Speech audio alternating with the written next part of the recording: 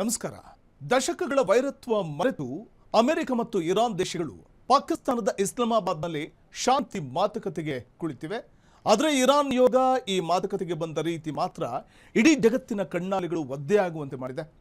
ಹೌದು, ಇತ್ತೀಚೆಗೆ ನಡೆದ ಶಾಂತಿ ಮಾತುಕತೆಯ ಸಂದರ್ಭದಲ್ಲಿ ಇರಾನ್ ಪ್ರತಿನಿಧಿಗಳು ಪ್ರದರ್ಶಿಸಿದ ಆ ದೃಶ್ಯ ನಿಜಕ್ಕೂ ಎಂಥವರ ಎದೆ ನಡುಗಿಸುವಂತಿತ್ತು.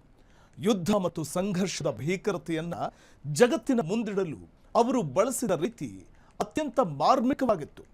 ಇರಾನ್ ಸಂಸತ್ತಿನ ಸ್ಪೀಕರ್ ಮೊಹಮ್ಮದ್ ಬಕೇರ್ ಘಾಲಿಬಾಫ್ ನೇತೃತ್ವದ ತಂಡ ಬಂದ ವಿಮಾನದ ಮುಂಭಾಗ ಸೀಟುಗಳಲ್ಲಿ ಮನುಷ್ಯರ ಬದಲು ರಕ್ತ ಸಿಕ್ತ ಶಾಲಾ ಪಾಟಿ ಚೀಲಗಳು ಮತ್ತು ಪುಟ್ಟ ಮಕ್ಕಳ ಶೂಗಳು ಅಲ್ಲಿದ್ದವು. ಇದನ್ನ ಇರಾನ್ ನಿಯೋಗವು ತನ್ನ ತಂಡಕ್ಕೆ ಮಿನಾಬ್ 168 ಅಂತ ಹೆಸರಿಟ್ಟಿದೆ.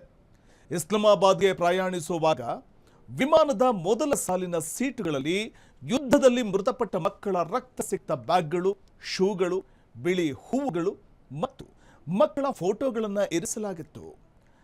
ಈ ಫೋಟೋವನ್ನು ಸೋಷಿಯಲ್ ಮೀಡಿಯಾದಲ್ಲಿ ಹಂಚಿಕೊಂಡಿರುವ ಸ್ಪೀಕರ್ ಘಾಲಿಬಾಫ್ ಈ ವಿಮಾನದಲ್ಲಿ ಇವರೇ ನನ್ನ ಸಂಗಾತಿಗಳು ಅಂತ ಬರ್ಕೊಂಡಿದ್ದಾರೆ. ಈ ಮೂಲಕ ಇರಾನ್ ವಿಮಾನದ ಸೀಟುಗಳ ಮೇಲಿನ ರಕ್ತ ಸಿಕ್ತ ಶಾಲಾ ಬ್ಯಾಗ್ಗಳು ಮತ್ತು ಪುಟ್ಟ ಪುಟ್ಟ ಮಕ್ಕಳ ಶೂಗಳನ್ನು ಜೋಡಿಸಿಡುವ ಮೂಲಕ ಯುದ್ಧದಲ್ಲಿ ಬಲಿಯಾಗ್ತಾ ಇರುವಂತಹ ಅಮಾಯಕ ಜೀವಗಳ ಪರವಾಗಿ ಧ್ವನಿಯನ್ನು ಎತ್ತಿದೆ. ವೀಕ್ಷಕರೇ, ಅದು ಫೆಬ್ರವರಿ 28ರ ಯುದ್ಧ ಆರಂಭದ ಮೊದಲ ದಿನ. ಅಮೆರಿಕ, ಇಸ್ರೇಲ್, ಇರಾನ್ ಮೇಲೆ ಮುಗಿಬಿದ್ದ ಆ ಮೊದಲ ದಿನ.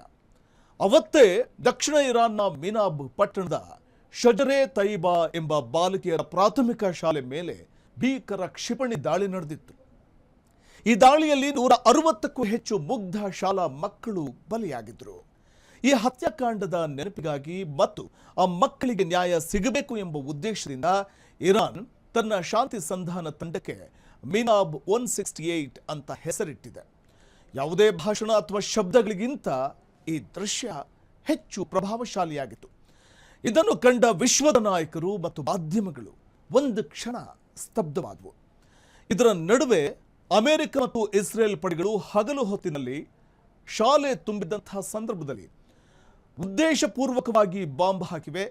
ಇದು ಅತ್ಯಂತ ಕ್ರೂರ ಹತ್ಯೆ ಎಂದು ಇರಾನ್ ವಿದೇಶಾಂಗ ಸಚಿವ ಅಬ್ಬಾಸ್ ಅರಾಗ್ಜಿ ಕಿಡಿಕಾರಿದ್ದಾರೆ. ಆದರೆ ಅಮೆರಿಕ ಅಧ್ಯಕ್ಷ ಟ್ರಂಪ್ ಈ ಆರೋಪವನ್ನು ತಳ್ಳಿ ಹಾಕಿದ್ದಾರೆ. ಇರಾನ್ ತಾನೇ ಹಾರಿಸಿದ ಕ್ಷಿಪಣಿ ಗುರಿ ತಪ್ಪಿ ಶಾಲೆಯ ಮೇಲೆ ಬಿದ್ದಿರಬಹುದು ಅನ್ನುವಂಥ ಒಂದು ಹೇಳಿಕೆಯನ್ನು ಕೊಡುತ್ತೆ ಅಮೆರಿಕ. ಡೊನಾಲ್ಡ್ ಟ್ರಂಪ್ ಅವರೇ ಈ ಸ್ಟೇಟ್ಮೆಂಟ್ ಕೊಡ್ತಾರೆ. ಅಂದರೆ ಅವರ ಬಳಿ ನಿಖರವಾದ ಶಸ್ತ್ರಾಸ್ತ್ರಗಳಿಲ್ಲ ಅಂತ ಟ್ರಂಪ್ ಹೇಳಿದ್ದಾರೆ. ಆದರೆ ನ್ಯೂಯಾರ್ಕ್ ಟೈಮ್ಸ್ ವರದಿ ಪ್ರಕಾರ ಅಮೆರಿಕದ ಸೇನೆಯು ಹಾರಿಸಿದ ಟೊಮೊಹಾಕ್ ಕ್ಷಿಪಣಿಗಳನ್ನು ಬಳಸ್ತಾ ಇರುವುದು ಅಮೆರಿಕ ಮಾತ್ರ ಅಂತ ವರದಿ ಮಾಡಿತ್ತು. ರಾಜಕೀಯ ಸಂಘರ್ಷಗಳಲ್ಲಿ ಬೆಲೆ ತೆರ್ತಾ ಇರುವುದು ಅಮಾಯಕ ಮಕ್ಕಳು ಎಂಬ ಕಟ್ಟು ಸತ್ಯವನ್ನ ಇದು ಸಾರುತ್ತೆ. ಈ ದೃಶ್ಯಾವಳಿಗಳು, ಈ ಫೋಟೋಗಳು ಸಾರುತ್ತೆ. ಶಸ್ತ್ರಾಸ್ತ್ರಗಳ ಅಬ್ಬರದ ನಡುವೆ ಮರೆಯಾಗ್ತಾ ಇರುವಂತಹ ಮಾನವೀಯತೆಯನ್ನ ಈ ಪ್ರದರ್ಶನ ನೆನಪಿಸುತ್ತೆ. ವೀಕ್ಷಕರೇ, ಅಂತಾರಾಷ್ಟ್ರೀಯ ಮಟ್ಟದಲ್ಲಿ ಈ ಫೋಟೋಗಳು ವೈರಲ್ ಆಗಿದ್ದು ತಕ್ಷಣವೇ ಕದನ ವಿರಾಮ ಮತ್ತು ಶಾಂತಿ ಸ್ಥಾಪನೆಯ ಅಗತ್ಯದ ಬಗ್ಗೆ ಚರ್ಚೆಗಳು ತೀವ್ರಗೊಳ್ತಾ ಇದೆ. ಯುದ್ಧದ ಭೂಪಟದಲ್ಲಿ ಗೆಲುವು ಯಾರದ್ದೇ ಇರಲಿ, ಸೋಲು ಮಾತ್ರ ಯಾವಾಗಲೂ ಮಾನವೀಯತೆಯದ್ದೇ ಆಗಿರುತ್ತೆ. ಈ ರಕ್ತ ಸಿಕ್ತ ಬ್ಯಾಗ್ಗಳು ಕೇವಲ ವಸ್ತುಗಳಲ್ಲ, ಅವು ಕಮರಿ ಹೋದ ನೂರಾರು ಕನಸುಗಳ ಸಾಕ್ಷಿ. ಆದರೆ ಶಾಂತಿ ಮಾತುಕತೆ ಅನ್ನೋದು ಕೇವಲ ಮೇಜಿನ ಮೇಲಿನ ಚರ್ಚೆ ಆಗದೆ ಇಂತಹ ನೋವುಗಳಿಗೆ ಮುಕ್ತಿ ನೀಡುವಂತಾಗಲಿ ಎಂಬುದೇ ಇಡೀ ಜಗತ್ತಿನ ಆಶಯ ಕೂಡ.